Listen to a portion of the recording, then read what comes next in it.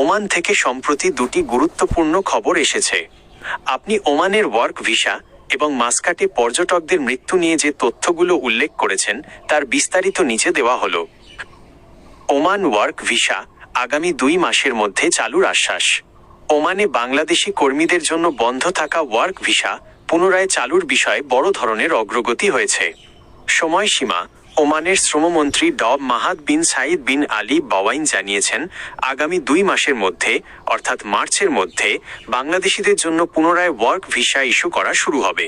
প্রেক্ষাপট: গত 27 জানুয়ারি 2026 তারিখে সৌদি আরবের রিয়াদে অনুষ্ঠিত গ্লোবাল লেবার মার্কেট কনফারেন্স এর এক বৈঠকে বাংলাদেশের প্রবাসী কল্যাণ ও বৈদেশিক কর্মসংস্থান উপদেষ্টা আসিফ নজরুলকে এই আশ্বাস দেওয়া হয়। কেন বন্ধ ছিল?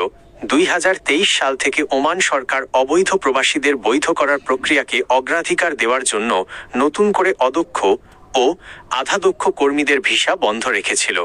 অন্যান্য সুযোগ: এছাড়া যারা ওমানে অনিয়মিত বা আনডকুমেন্টেড অবৈধ হয়ে আছেন তাদের কোনো জরিমানা ছাড়াই বৈধ করার সুযোগ দিচ্ছে ওমান সরকার।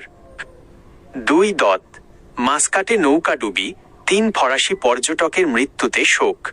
মাস্কাটের কাছে ওমান উপসাগরে একটি পর্যটকবাহী নৌকাডুবির ঘটনায় ওমান সরকার গভীর শোক প্রকাশ করেছে। ঘটনা: গত 27 জানুয়ারি 2026 তারিখে মাস্কাটের মুত্রা এলাকায় 25 জন ফরাসি পর্যটক নিয়ে একটি নৌকা ডুবে যায়। হতাহত: এই দুর্ঘটনায় 3 জন ফরাসি পর্যটক মারা গেছেন এবং 2 জন আহত হয়েছেন। বাকিদের কোস্টগার্ড এবং উদ্ধারকারী দল নিরাপদে উদ্ধার করেছে। সরকারি শোক: ওমানের পররাষ্ট্র মন্ত্রণালয় এই ঘটনায় ফ্রান্স সরকার এবং নিহতদের পরিবারের প্রতি গভীর সমবেদনা জানিয়েছে।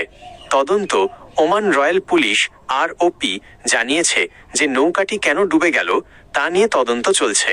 তবে প্রাথমিক রিপোর্ট অনুযায়ী সমুদ্র উত্তাল থাকার কারণে এই দুর্ঘটনা ঘটে থাকতে পারে। ওমান সংক্রান্ত আর কোনো তথ্য বা ভিসার নিয়মাবলী সম্পর্কে বিস্তারিত জানতে চাইলে আমাকে বলতে পারেন।